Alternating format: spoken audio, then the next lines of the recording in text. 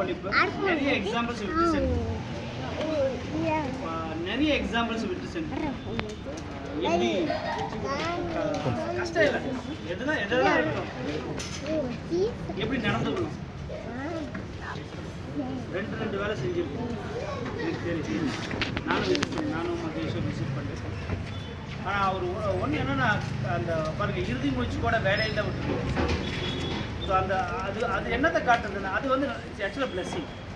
Many people one get return it's a blessing. ஒன்று என்னன்னா இறுதி நாள் வரைக்கும் அந்த அவர் கையால் உழைச்சி அவர் வேறு பிள்ளைங்களையும் பார்த்தாரு, பிள்ளைங்களையும் பார்த்தாரு. அந்த சண்டே உங்கள் வீட்டில் மீட்டிங் நடந்துச்சு, அது என் பக்கத்தில் தான் உட்காந்துச்சு.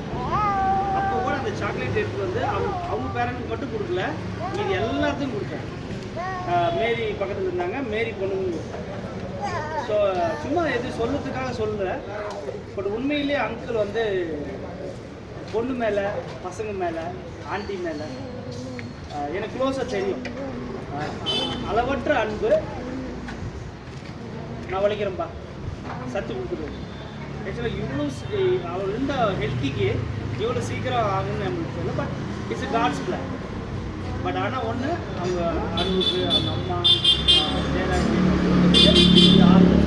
பட் ஆனால் பல விஷயங்கள் அவர் விட்டு செஞ்சுருக்காரு. ஏன்னா நம்மளுக்கு ஒரு எக்ஸாம்பிளாக இருக்குது. ஏன்னா நான் வாழ்நாள் கூட நீ நீ உன்னுடைய காலில் நில்லு.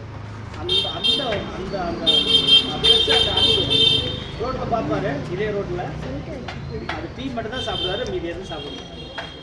அந்த மாதிரி விசுவாசம். எனிவே கடவுள் வேற பசங்களுக்காகவும் விசுவாசமாக இருந்தார்.